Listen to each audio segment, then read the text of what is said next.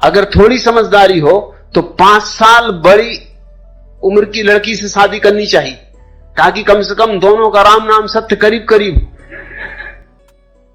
जब भी दुनिया में थोड़ी वैज्ञानिकता होगी तो यही होगा।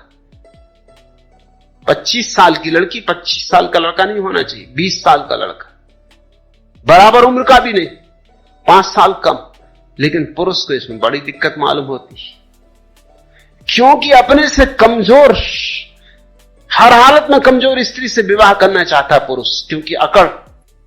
स्त्री पढ़ी लिखी कम होनी चाहिए, इसलिए सदियों से वेद ना पढ़े, उपनिषद ना पढ़े, उसके लिए तो कचरा रामायण वगैरह पढ़ती रहे।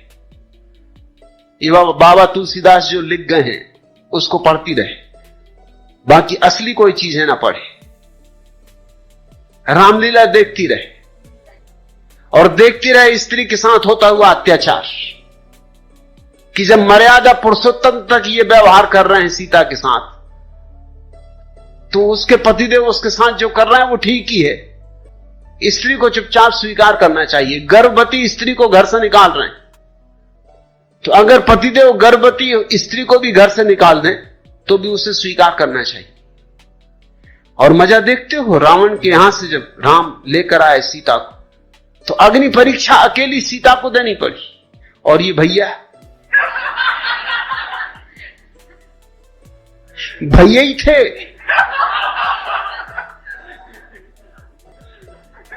कम से कम इतना तो करते कि जब 7 चक्कर लगाए थे, वो घन चक्कर बने थे, तब 7 चक्कर लगाए थे, कम से कम अग्नि परीक्षा में 7 उतरे होते। ये भी कोई बात हुई। और सीता अगर इतने दिन अलग रही थी तो ये भैया भी तो अलग रहे थे, और न मालूम किस किस तरह के लोगों के साथ रहते, अंदरों बंदरों के साथ। इनका क्या भरोसा, कौन कौन से काम ना करते रहे हो। कम से कम सीता तो एक भले आदमी के हाथ में थी जिसने कोई दुर्व्यवहार नहीं किया। रावण ने सीता के साथ कोई दुर्व्यवहार नहीं किया। रावण ने सीता के शरीर को भी स्पर्श नहीं किया। इससे ज्यादा दुर्व्यवहार तो राम और लक्ष्मण ने किया। शूर्पणखा की नाक काट ली राम के सामने। राम कुछ बोले नहीं, विरोध भी ना किया। और शूर्पणखा ने ऐसा कौन सा कसूर किया था? प्रणय निवेदन किया था। प्रत्येक स्त्री को हक और प्रत्येक पुरुष को हक। इंकार कर देते कि भाई मुझे राजी नहीं, कि मेरा इरादा नहीं, कि मैं विवाहित हूं। नाक वगैरह काटने की क्या जरूरत आ गई थी? ये लक्ष्मण आदमी है? एक भली स्त्री प्रेम का निवेदन कर रही है तो कह देते कि नहीं भाई, मैं पहले से नियोजित हूं, पहले से फंस गया, अब क्या करूं, अब मुझे माफ करो, कहीं और खोजो। लक्ष्मण पर सीता को भी भरोसा नहीं था, क्योंकि जब राम स्वर्ण मृग की तलाश में चले गए, क्या गजब के राम थे। अरे कहीं सोने के हिरण होते, किसी बुद्धू को भी भरोसा दिलाना मुश्किल है। स्वर्ण मृग दिखाई पड़ गया, उसकी खोज में चले गए, और ये राम थे। और इनको तीनों काल का ज्ञान है, और ये मृग झूठा है, इतना ज्ञान नहीं। त्रिकालज्ञ, सर्वांतर्यामी, घट घट का इनको पता है, इसी एक घट का पता नहीं। चल पड़े और लक्ष्मण को कह गए पहरा देना। और जब राम ही धोखा खा गए, और जब पुकार उठी जोर से कि मैं संकट में हूं, मुझे बचाओ, तो सीता बेचारी क्या करे? उसने लक्ष्मण को कहा कि जाओ बचाओ। लक्ष्मण दुविधा में पड़ा, क्योंकि राम ने आज्ञा दी थी कि पहरा देना, और सीता कहती जाओ बचाओ। उसकी झिझक देख के सीता ने जो शब्द कहे वो सूचक है। सीता को जरूर शक रहा होगा इस आदमी पर, और शक के कई कारण भी। जब स्वयंवर हो रहा तब भी सीता देख रही होगी कि रामचंद्र जी तो बैठे थे शांति से, मगर लक्ष्मण एकदम उठ खड़ा होता था, उसको बिठाना पड़ता, भैया तू बैठ, जब बड़े भाई मौजूद हैं तू चुपचाप रहे। उसको ऋषि मुनि समझाते तब वो थोड़ा बैठता, मगर फिर उठ के खड़ा हो जाता। वो धनुष तोड़ने को एकदम आतुर हो रहा था, तब से सीता को शक रहा होगा कि यह आदमी कुछ गड़बड़। फिर अपनी पत्नी को छोड़कर, इसको तो कोई कारावास दिया नहीं था, उर्मिला को छोड़ के चुपचाप सीता मैया के पीछे चला आया। सीता को और भी शक हुआ हो कि 14 साल जंगल में भटकना, कोई भाई वगैरह के पीछे भटकता है, ऐसा भाईचारा वगैरह कहीं होता है, यह आदमी कुछ गड़बड़। और 14 साल से पीछे ही लगा हुआ था। रामचंद्र जी तो आगे आगे, सीता मैया उनके पीछे लक्ष्मण जी। अब पता नहीं पीछे पीछे क्या कहता था,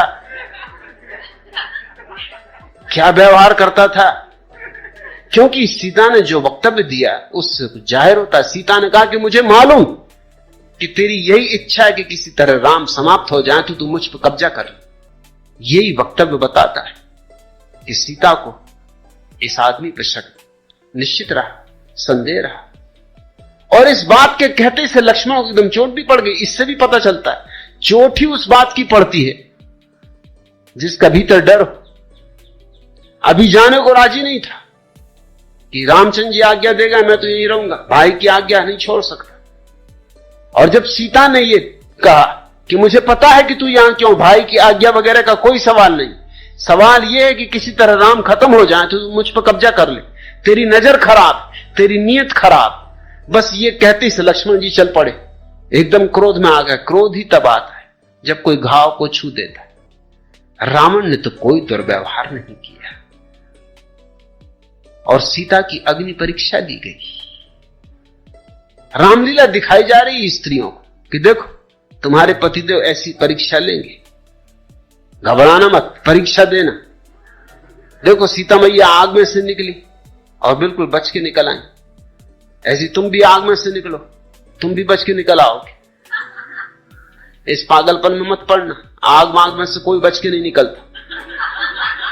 न सीता मैया निकली है, न कोई और मैया निकल सकती।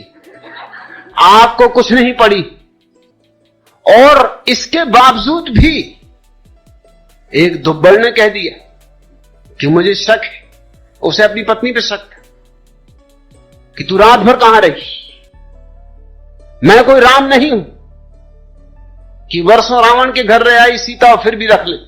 बस इतनी सी बात और अग्नि परीक्षा व्यर्थ हो गई। जिसने अग्नि परीक्षा दे दी थी उसके साथ कुछ तो सद्व्यवहार होना चाहिए था, उसको निकाल फेंक दिया जिससे आदमी दूध में से मक्खी निकाल के फेंक देता है।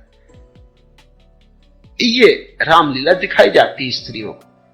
रामचरितमानस पढ़ो, तुलसीदास की चौपाइयां रटो, ढोल गंवार शूद्र पशु नारी ये सब ताड़न के अधिकारी, इनको कंठस्थ करो। मगर वेद, उपनिषद, ब्रह्म ज्ञान की बातों में मत पड़ना। उस ऊंचाइयों से स्त्रियों को वंचित रखा जाता है ताकि पतिदेव ब्रह्मज्ञानी मालूम पड़े, स्त्री अज्ञानी मालूम पड़े। आज भी वही की वही हालत है। अगर स्त्री एमए हो तो बीए लड़का उससे शादी करने को राजी नहीं होता, उसको लगता है बेइज्जती हो रही। कोई पूछेगा कि पत्नी कहां तक पढ़ी, एमए, और आप बीए, तो जरा चोट पहुंचेगी कि बात ठीक नहीं। पत्नी हर हालत में छोटी होनी चाहिए, पढ़ाई लिखाई